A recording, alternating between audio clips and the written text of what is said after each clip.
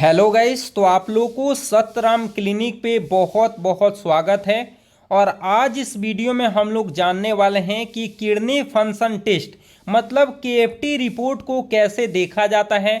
आखिर घर बैठे उसके बारे में कैसे समझ पाएंगे कि आखिर कौन सा बीमारी हुआ है, और केएफटी जांच कराने से हमें क्या क्या चीज़ का पता चलता है, और केएफटी जांच आखिर हमें कब कराना चाहिए। इन सभी की पूरी जानकारी इस वीडियो में देने वाला हूं।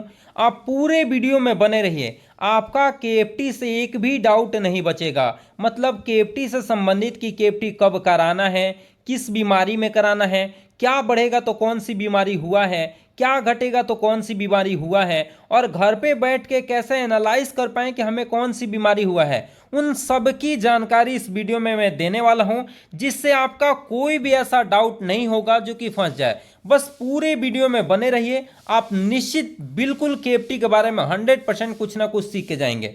तो चलिए बताते हैं। देखिए, सबसे पहले आप लोग को जब भी आप केएफटी कराते हैं तो ऐसा रिपोर्ट आपको देखने को मिलता है। ऐसा ही रिपोर्ट आपको देखने को मिलता है जिसमें आप लोग को रिपोर्ट में क्या क्या लिखा रहता है। यूरिया के बारे में बताया रहता है, क्रिएटिनिन के बारे में, uric acid, calcium, phosphorus, protein जिसमें एल्बुमिन, सोडियम, पोटेशियम, और इसके साथ साथ क्लोराइड, इन सभी के बारे में बताया गया रहता है रिपोर्ट में। तो ये सभी बढ़ने से क्या होगा, लेवल कितना रहना चाहिए, नॉर्मल रेंज क्या होता है, बढ़ता है इंक्रीज होता है तो क्या होता है, डिक्रीज होता है तो क्या होता है। तो चलिए इन सब के बारे में एक एक पॉइंट हम लोग पढ़ेंगे। देखिए, जैसे मैं सबसे पहले दिया है क्या चीज, यूरिया। तो सबसे पहले समझेंगे कि यूरिया हमारे बॉडी में करता क्या है, कहाँ से आता है, इसका रेंज कितना रहना चाहिए, अगर बढ़ता है तो क्या क्या हमारे शरीर में दिक्कत हो सकती है। तो चलिए सबसे पहले हम लोग यूरिया के बारे में जानेंगे। तो यूरिया में जानने से पहले हम लोग जान लेंगे कि केएफटी क्या होता है। तो देखिए, केएफटी क्या होता है, तो लिखा है कि in this test required patient serum to done. देखिए, जब भी केएफटी कराई जाती है तो उसमें किसकी आवश्यकता होती है, सीरम की। तो सीरम क्या होता है, तो जब भी हम लोग ब्लड में से क्या करते हैं, क्लोटिंग फैक्टर को हटा देते हैं। क्लोटिंग फैक्टर मतलब, कहने का मतलब, जो हमारे शरीर में रक्त को थक्का बनाने वाले हैं उसको ब्लड में से हटा दिया जाता है, और उसके बाद जो बचता है उसे हम लोग कहते हैं सीरम। तो जब भी हम लोग को केएफटी कराना होता है तो उसके लिए क्या चीज़ की जरूरत पड़ती है, सीरम की आवश्यकता पड़ती है। और एक बात और मैं बता दूं कि जब भी आपको केएफटी कराना है तो मॉर्निंग में कराना है। तो वही लिखा है, sample should be collected only morning.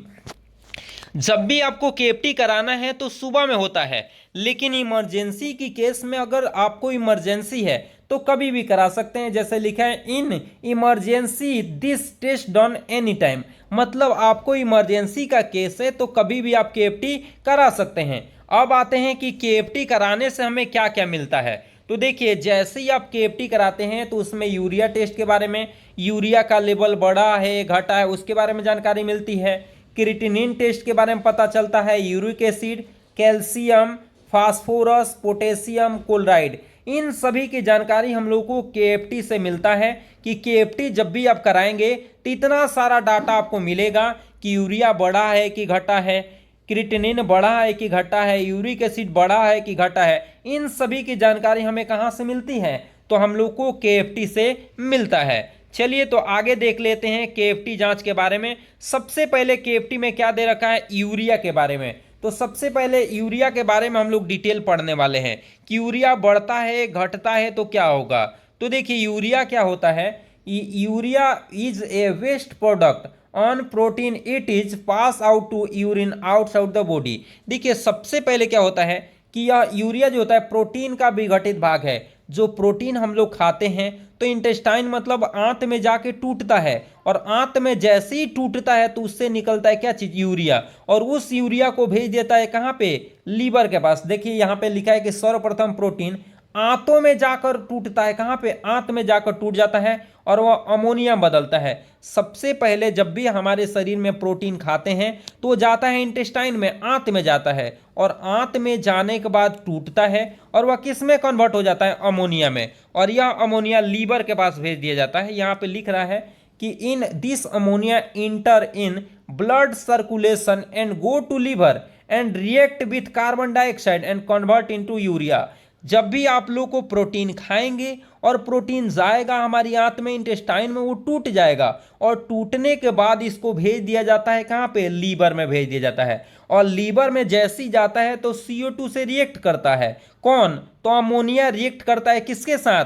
तो आपको मैं बता दूं CO2 के साथ, और यह कन्वर्ट हो जाता है किस में, यूरिया में कन्वर्ट हो जाता है। याद रखेंगे किस में कन्वर्ट हो गया, यूरिया में। तो यहाँ पे वही बात लिख रहा है कि देखिए कि अमोनिया रक्त परिवहन के द्वारा लीवर के पास चली जाती है और वहां कार्बन डाइऑक्साइड से क्रिया करके किस में बदल जाता है, यूरिया में। और इस यूरिया को भेज दिया जाता है कहां पे, यूरिन में, मतलब मूत्र में भेज दिया जाता है। और मूत्र के माध्यम से ये यूरिया जो होता है हमारे शरीर से बाहर निकल जाता है। याद रहेगा आप लोगों को कि यूरिया कहां से आया। फिर मैं बोल रहा हूं, जब भी हम लोग प्रोटीन खाएंगे और यह जाएगा इंटेस्टाइन में, पचेगा वहां पे, और पाचन होने के तुरंत बाद यह अमोनिया में बदल जाएगा।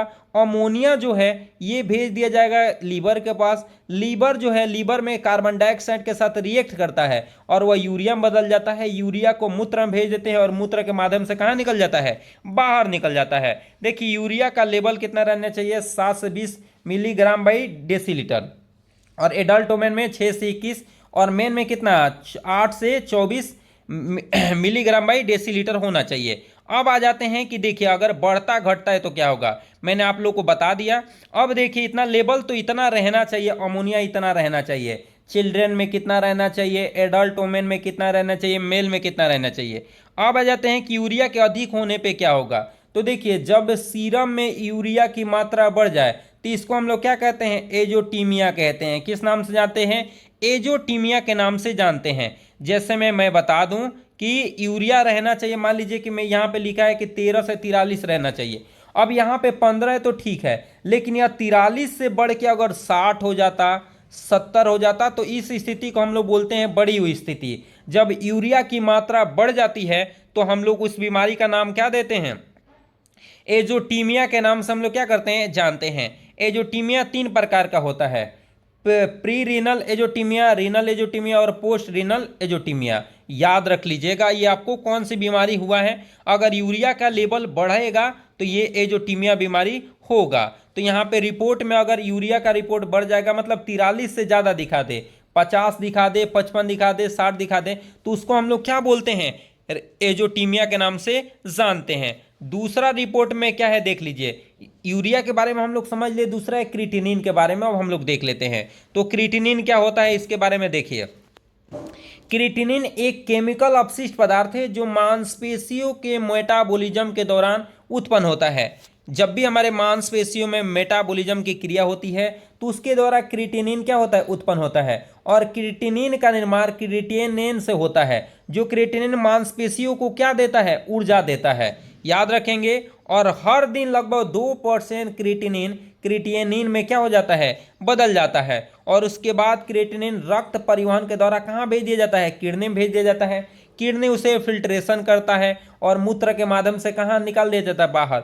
जब भी हमारे शरीर में क्रिएटिनिन का लेवल ज़्यादा होता है तो उसको मूत्र के माध्यम से किडनी छान लेती है और भेज देती है। यदि किडनी अपने कार्य को ठीक से नहीं करे तो क्रिएटिनिन की मात्रा क्या हो जाती है, सीरम में अधिक हो जाती है। जब भी आपको रिपोर्ट में दिखाएगा क्रिएटिनिन की मात्रा बढ़ गया है, इसका मतलब लीवर काम करना क्या कर दिया है, बंद कर दिया है। ध्यान रखिएगा। जैसे में देखिए बढ़ने का कारण क्या हो सकता है, हाई बीपी, अगर ब्लड प्रेशर जिसको हम लोग बोलते हैं हाइपर टेंशन, जब बीपी बढ़ जाती है तो उसको बोलते हैं हाइपर टेंशन। और हाइपर टेंशन की स्थिति में क्या हो जाता है, क्रिएटिनिन की मात्रा बढ़ सकता है। या डायबिटीज मेलिटस, डायबिटीज मेलिटस मतलब शुगर किसी को हो गया है तो उस स्थिति में भी क्या हो सकता है, बढ़ सकता है। या कोई मेडिसिन आपने ज़्यादा मात्रा में ले लिया, उसका साइड इफेक्ट हो गया, तब भी आपको बढ़ा हुआ नजर आएगा क्रिएटिनिन। अगर किडनी में कोई इन्फेक्शन है तभी भी आपको क्रिएटिनिन की मात्रा बढ़ी हुई आएगी। और क्या, यूरिनरी ट्रैक इन्फेक्शन जिसको यूटीआई के नाम से जानते हैं, ये भी हो सकता है अगर आपको क्रिएटिनिन का लेवल बढ़े। इस स्थिति में क्रिएटिनिन का लेवल क्या होगा, बढ़ा हुआ नजर आएगा। अब आ जाते हैं कि लक्षण आपको क्या दिखाएगा जब क्रिएटिनिन का लेवल बढ़ेगा। तो पानी की कमी, शरीर में डिहाइड्रेशन हो जाएगा, और वीकनेस फील होगा, आपको वीकनेस लगेगा कि शरीर में कुछ है ही नहीं। बॉडी स्वेलिंग हो जाएगा, शरीर में क्या हो जाएगा, सूजन हो जाएगा। आई स्वेलिंग हो जाएगा, नोजिया वोमिटिंग, घबराहट रहेगा, बेचैनी रहेगी, उल्टी जैसा मन रहेगा। और क्या, लोअर बैक पेन, मतलब पीठ में क्या रहेगा, दर्द रहेगा। और क्या, हाइपर टेंशन हो जाएगा, ब्लड प्रेशर हाई हो जाएगा। और क्या, यूरिन का कलर बदल जाएगा। यूरिन का कलर जब भी आपको चेंज होते हुए नजर आ रहा है तो आप समझ जाइए कि किडनी में कोई ना कोई इन्फेक्शन है। तुरंत आपको केएफटी करा के देख लेना सही है। या आपको जब भी यूरिन में आपको यूरिन करने में जलन हो रहा है, ये समझ रहे हैं ना, या यूरिन का कलर आपको कम हो गया है, यूरिन का कलर चेंज हो गया है और बहुत कम मात्रा में या बहुत अधिक मात्रा में यूरिन निकल रहा है, तब भी आप केएफटी करा सकते हैं। तो दोगों के बारे में डिटेल पढ़ लिए कि यूरिया अगर बढ़ेगा तो एजोटीमिया हो जाएगा, यूरिया का लेवल बढ़ा हुआ नजर आएगा तो एजोटीमिया रोग हो गया है। क्रिएटिनिन का लेवल अगर हाई होता है तो आप समझ जाइए कि लीवर, किडनी ठीक से काम नहीं कर रहा है। अब आते हैं यूरिक एसिड के बारे में। यूरिक एसिड क्या करता है, तो देखिए यूरिक एसिड के बारे में हम लोग पढ़ लें। तो देखिए uric acid in a metabolism waste product purine. जब भी एसिड, देखिए यूरिक एसिड जो होता है प्यूरिन का विघटित होता है। जब भी हमारे शरीर में प्यूरिन का विघटन होता है तो उससे यूरिक एसिड निकलता है और यूरिक एसिड प्यूरिन के टूटने के कारण बनता है। प्यूरिन ऑर्गेनिक कंपोनेंट है। कैसा कंपोनेंट है, प्यूरिन ऑर्गेनिक कंपोनेंट। और कई प्रकार के भोजन, यहाँ पे लिखे हैं भोजन ही, कई प्रकार के भोजन में क्या रहता है, उपस्थित रहता है। और यूरिक एसिड रक्त में घुलकर किडनी के द्वारा क्या कर दिया जाता है, जब भी हम लोग के प्यूरिन हमारे शरीर में विघटित होता है तो उससे निकलता है यूरिक एसिड, और वह यूरिक एसिड किडनी के द्वारा फिल्ट्रेशन कर लिया जाता है, छान लिया जाता है और उसको मूत्र के माध्यम से बाहर निकल दिया जाता है। लेकिन हमारा किडनी अगर काम नहीं करे तो उस स्थिति में इसकी लेवल बढ़ जाती है, और इसकी लेवल जैसे यूरिक एसिड की लेवल बढ़ती है, जब भी हमारे शरीर में यूरिक एसिड की लेवल बढ़ जाती है तो ये क्या होता है, घुटनों पे जाके जमा हो जाता है। जहां पे ज्वाइंट है ना वहां पे जमा हो जाता है, और ज्वाइंट पे जमा होता है तो गठिया रोग उत्पन्न हो जाता है। जब भी हमारे घुटनों पे जाके जमा हो जाएगा, जैसे मैं यहाँ पे फिगर में दिखाया गया है कि यहाँ पे यूरिक एसिड, जब भी हमारा किडनी, अगर देखिए प्यूरिन हमारे शरीर में विघटित हुआ, उससे यूरिक एसिड निकला। यूरिक एसिड जब हमारा किडनी नहीं छान पाएगा, मूत्र के माध्यम से बाहर नहीं निकलेगा, तो ये जाके घुटनों पे जमा हो जाता है, जिससे गठिया रोग हो जाता है। उठने बैठने में तकलीफ होगी, चलने में तकलीफ होगी। इसमें बहुत अधिक, देखिए गठिया बीमारी में यूरिक एसिड जोड़ों में जाकर क्या हो जाता है, जमा हो जाता है, जिसके कारण बहुत अधिक दर्द होता है, बहुत अधिक क्या होता है, दर्द होता है। तो जब भी आपके शरीर में रिपोर्ट में केएफटी में दिखा रहा है कि यूरिक एसिड का लेवल बढ़ गया है तो समझ लीजिए कि आपको गठिया रोग होगा। देखिए एडल्ट में कितना रहना चाहिए, 4.0 से 8.5, और क्या एडल्ट फीमेल में 2.7 से 7.3, और चाइल्ड में कितना रहना चाहिए आपको लिखा हुआ है। अगर इससे बड़ा हुआ नजर आता है, 8.5 से बढ़ जाए, तो आप समझ जाइए कि देखिए रिपोर्ट में मैं दिखा दूं 3.5 से 7.2 रहना चाहिए। अगर 7.2 से बढ़ के 8 हो जाए, 9 हो जाए, 10 हो जाए तब बढ़ा हुआ नजर आएगा। जब भी रिपोर्ट में आपको दिखाएगा कि यूरिक एसिड यहाँ पे बढ़ गया है तो आप समझ लीजिएगा कि आपको कौन सा रोग है, आपको गठिया रोग होगा, क्योंकि ये यूरिक एसिड ज़्यादा होगा तो सीधे जाके घुटनों पे जमा होगा। और इससे पता चलता है कि हमारा किडनी काम नहीं कर रहा है। यूरिक एसिड का लेवल बढ़ने का मतलब क्या है, फिल्ट्रेशन हमारा किडनी नहीं कर पा रहा है, और जब फिल्ट्रेशन नहीं होगा तो यूरिक लेवल बढ़ेगा ही बढ़ेगा। और चौथा क्या है, फास्फोरस के बारे में हम लोग जानते हैं, कैल्शियम के बारे में और फास्फोरस के बारे में जान लेते हैं। तो देखिए कैल्शियम के बारे में जान लेते हैं। तो ये दूसरे मिनरल्स की तुलना में कैल्शियम सबसे ज़्यादा हमारे शरीर में पाया जाता है। हमारे शरीर में सबसे ज़्यादा कोई है, वो कौन सा है, कैल्शियम है। और कैल्शियम मुख्य रूप से दांतों और हड्डियों में उपस्थित रहता है। हमारी हड्डी हो गई, हमारा दांत हो गया, उसमें सबसे ज़्यादा प्रेजेंट रहता है क्या चीज़, कैल्शियम प्रेजेंट रहता है।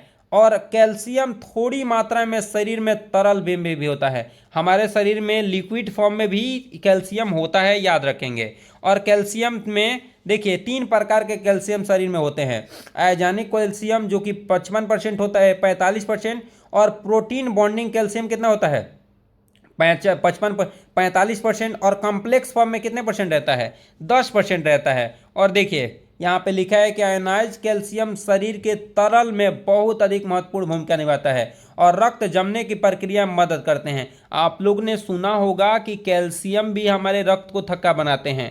जैसे में आपने सुना होगा कि प्लेटलेट्स रक्त को थक्का जमाते हैं, विटामिन के, कैल्शियम आयन, और क्या फाइब्रिनोजन प्रोटीन, ये सभी रक्त को थक्का जमाते हैं। उसमें से हमारे कौन सा, तो कैल्शियम भी, वो भी कौन सा, आयोनाइज्ड कैल्शियम भी रक्त को थक्का जमाने में क्या करता है, मदद करता है और मांसपेशियों के संकुचन में सहायता करता है। हमारे मांसपेशी के संकुचन कराना है उसमें भी मदद करता है। और रक्त में कैल्शियम अधिक हो जाए तो क्या बोलते हैं, हाइपरकेलमिया के नाम से क्या करते हैं, जानते हैं।